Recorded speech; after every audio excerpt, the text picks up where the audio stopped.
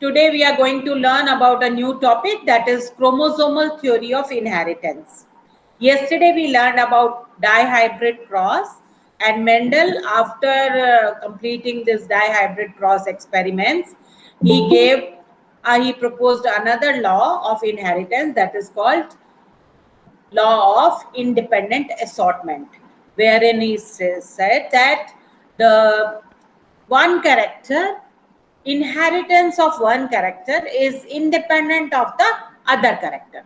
That means at the time of gamete formation, when the segregation is taking place, the assortment of these factors are independent of each other, and they are not depending on each other, because we saw that in F2 generation we got all the four combinations. We got yellow with round, we got yellow with wrinkled, we got green with round, and we got green with wrinkled. So we got all four combinations. So he concluded, he proposed that they are independently assorting. The assortment of characters are independent of each other. So this was the law of inheritance, which is called law of independent assortment. And Mendel completed his work in 1865, but he published his work in 1865, but his work did not get recognition till 1900. Why? Because of the lack of communication. Communication was very less that time. It used to take long period of time to communicate from one place to another place. And second was, he said, these are the discrete units, these are called factors, and these factors are having characters on it, traits, they are responsible for transfer of traits. And he said there is no blending of these traits, one is dominant and another is recessive. But at the same time, the other scientists saw that there is a lot of variation among the population, so it was difficult for them to digest. Then when this discrete unit, or which he called factor, is responsible for the transfer of trait, then how come so much of variation is seen? Thirdly, he included mathematical approach, which was not acceptable to the biologist of that time. And then he said ki the characteristics which are transferred from parents to progeny, they were in contrasting pairs. So everything was difficult for others to accept. That's why his work was not recognized till 1900.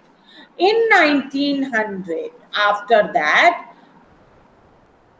there were three scientists, and these scientists, they did their work independently, not together but independently.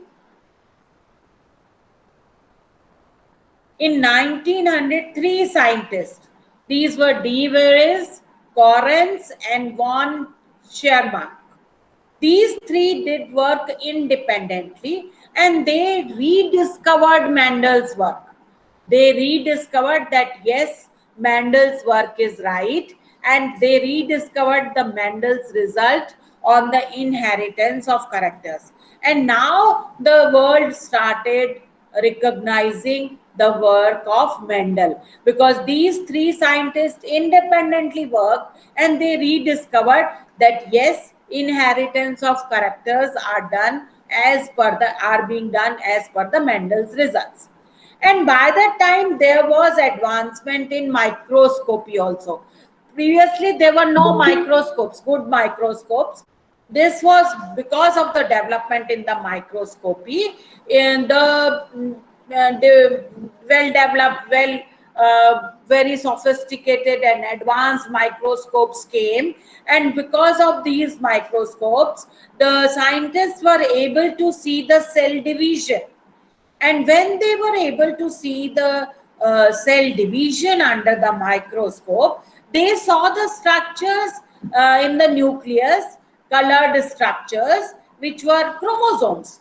So they studied about the chromosomes, and they said yes, in nucleus there are certain structures which are chromosomes. What are chromosomes? Chromo means colored, and zomes mean body, zoma. So chromosomes, the colored bodies. Why they were called chromosomes? Because they were stained and they gave different, they absorb different colors, stains, and they can be observed as different colors under the microscope. So they were the colored bodies. So that's why they were called chromosomes. In 1902, the chromosome movement also was seen in the cell division. The scientists studied meiosis as well as mitosis, and they studied about the movement of the chromosome. Now you have done mitosis and meiosis in your 11th standard, so you know that how chromosomes are moving, what is happening in prophase, then metaphase, then anaphase, then telophase, and there is movement of chromosomes. So they studied movement during meiosis. And the two scientists who worked were Sutton and Boveri. The Sutton and Boveri, they noted the behavior of chromosomes, and they found out that the behavior of chromosomes was exactly the same what was the behavior of factors of Mendel's experiment.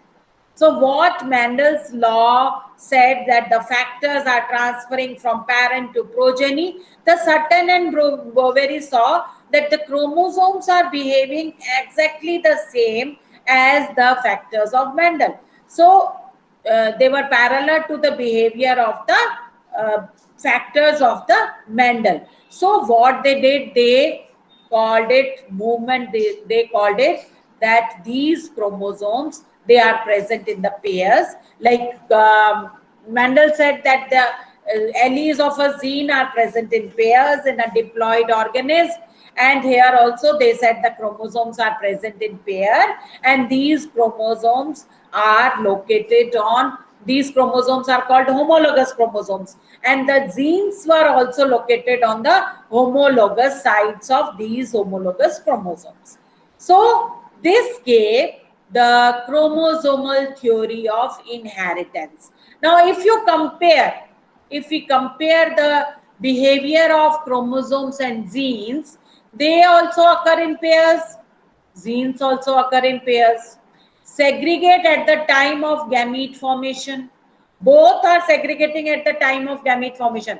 Chromosomes as well as genes. But before that, you see this diagram and see how chromosomes are segregating.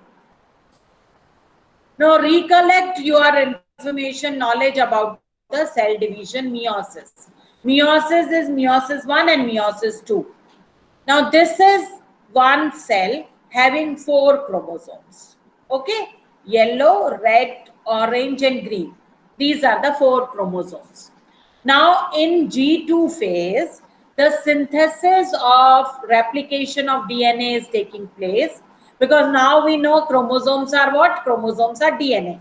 So this replication of DNA, the genetic material is doubling. Replication of DNA is taking place, and every chromosome is becoming bivalent. 2 chromatids are formed. Clear? So 4 bivalents are present. Now what happens in meiosis? Meiosis is a reductional division where the number of chromosomes are reduced to half in the daughter cells. How it happens is, half of the chromosomes will move towards one pole and half will move towards the another pole. In mitosis, there is splitting of centromere. But in case of meiosis, no splitting of centromere takes place. In meiosis 1, no splitting will take place, and 2 chromosomes will move up and 2 chromosomes will move down. Now, these are independent. Now, with yellow, the green can go. With yellow, the red can also go. With orange, red can go. With orange, green can go.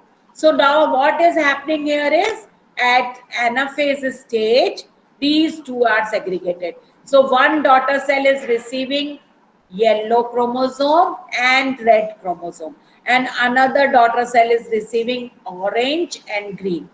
Now what happens in meiosis 2? Meiosis 2 is same exactly as mitosis. So what happens? there is splitting of this centromere, and one chromatid of yellow will go up, one chromatid of red will go up, and one of yellow and red will come down. So what will happen? At the end of the meiosis, you will get 4 daughter cells, and all 4 daughter cells will be having 2 chromosomes each. We had started with 4, and now they are having only 2. So it is a reductional division.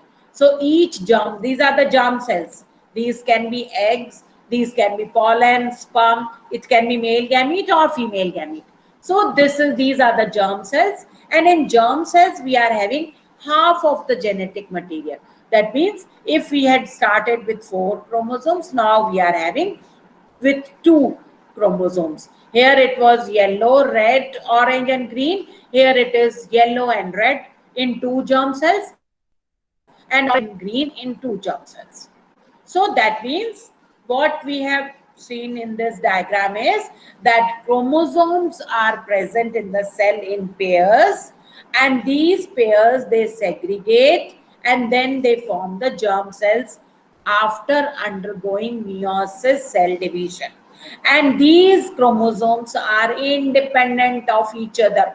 They can it is not necessary that yellow will always go with the red. Yellow can go with green also. That is another probability. We will come to that probability also. And on these chromosomes there are genes. Now these genes are also present on the homologous sites. That means the alleles which we are talking about, these alleles are present on here, here and here. If one allele, suppose capital T is present here, the small t is present here. If capital R is present here, small r is present here. They are on the homologous sites. The alleles are also on the homologous sites. Okay. Now see this table. Now you will not be able to tell me which A is genes and B is chromosome, or B is gene and A is chromosome, because they are functioning in a parallel way. This was found out by the Sutton and Boveri. They said the Mendel's factors are occurring in the pair, the chromosomes also occur in pair. They said the factors segregate at the time of gamete formation such that only one of each pair is transmitted to a gamete.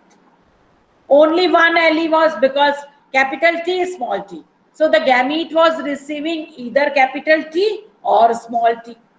And if the parent was homozygous, so both gametes were receiving capital T or small t, small t. They segregate at gamete formation and only one of each pair is transmitted to a gamete.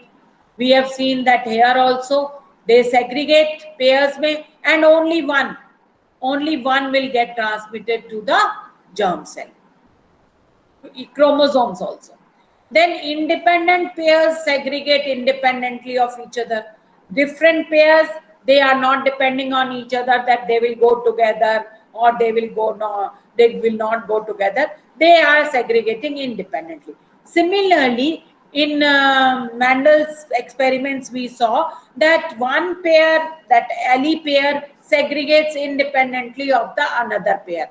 We saw in dihybrid cross that one pair of allele is segregating independently from the other pair of allele. So if we compare the behavior of the chromosomes and the genes, this was found that they both are working exactly at the same concept and exactly same, and this was found out by the Sutton and Boveri, and they said that this proves the chromosomal law of inheritance. Now what happens, what is the probability? Now see here, there are two probabilities. In meiosis anaphase, what we saw just now, in one case we saw yellow with red and orange with green. These were the separations. Now in second case, the red can come with orange and yellow with green. So that means they are independent. There are possibilities that one long orange and short chromosome, green chromosome, and long yellow and short red chromosome will go to the same pole. Similarly, the another possibility is one long orange and short red chromosome and long yellow and short green chromosomes go to the same pole. So this is another probability, and here you will find these chromosomes in the germ cells. Now what will happen after this? After this again there will be replication, there will be fusion, male gamete and female gamete, two will be formed, then there will be replication, then again there is pairing. So this is how it is going on. So Sutton and Boveri, they argued that pairing and separation of pair of chromosomes would lead to the segregation of a pair of factor they carried. So Sutton and Boveri said that the factors are present on the chromosomes, and as the chromosomes are behaving, so were the factors of the Mendel's behaving. So Sutton united the knowledge of chromosomal segregation with Mendelian principle. So this knowledge of chromosomal segregation with Mendelian principles, together it was called chromosomal theory of inheritance. So this is called chromosomal theory of inheritance, and this work was done by Sutton and Boveri. Now let me show you this slide also. Yes. See, here also they have shown these two possibilities. So they are independently, they are segregating. So this is independent assortment of chromosomes. And in Mendel gave independent assortment of alleles of the genes. So he said independent assortment is also present in chromosome. So they united this work with the work of the Mendel, and they gave this theory which is called chromosomal theory of inheritance.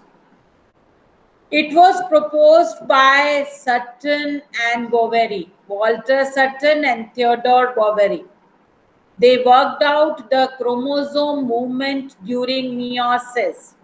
During meiosis cell division, because that time the microscopy was advanced and they have the opportunity of observing cell division under the well developed microscopes, very advanced microscopes. So they found out that the movement, they can observe the movement of chromosomes during meiosis cell division. The movement of behavior of chromosomes was parallel to the behavior of genes. They observed that movement of chromosomes is exactly the same as it was the movement of factors what Mendel had described. The chromosome movement is used to explain Mendel's law. So they were able to explain the laws of Mendel on the basis of the chromosomes. Though the Mendel gave factors, and these factors are genes, now we know, and they are present on the chromosome. But the chromosomal movement also explained the Mendel's law. So the knowledge of chromosomal segregation with Mendelian principles is called chromosomal theory of inheritance. According to this theory, chromosomes and genes are present in pairs in diploid cells. We know that in 2N or the diploid organism, the chromosomes are present in pair. Like we are having 46 chromosomes, and these 46 chromosomes are present in 23 pairs. Similarly, the genes are also present in pairs. We saw that Mendel took the contrasting characteristics. These are called alleles of a gene, and they are present in pairs. So, according to this theory, chromosomes and genes are present in pairs in diploid cells. Homologous chromosomes separate during gamete formation. Now, what happens? Homologous chromosomes, like we are having 46 total and 23 pairs. Now, these 23 pairs at the formation of gamete, what happened? 23 will go in one gamete and 23 will go in another gamete. So, at the formation of gamete, at the stage of phenomena of gamete formation, what happens? These homologous chromosomes, they separate, and out of one pair, out of the pair, one will go to one gamete and another will go to another gamete. That means they separate at the formation of gamete formation. And when is this gamete formation taking place? That is reductional division, meiosis, cell division, and it takes place in the reproductive organs, as we have already studied about the reproduction in detail. So now we know that in reproductive organs, in testes and ovaries in case of human beings, and in ovary and stamen in case, antherlobes in case of plants, there is meiosis cell division, and this meiosis cell division is resulting in the separation of homologous chromosomes. And when the fertilization occurs, the gametes are having 23. In our case, in human beings, the sperm is having 23, the ovum is having 23. Now, at the time of fertilization, 23, they restore the chromosome number of the diploid condition. Again, it becomes 46 in zygote. So, same is happening in all organisms, and these homologous chromosomes, they separate at the gamete formation stage and they restore the chromosome number to the diploid condition after fertilization. Clear? So this is chromosomal theory of inheritance proposed by Sutton and Boveri. Is it clear?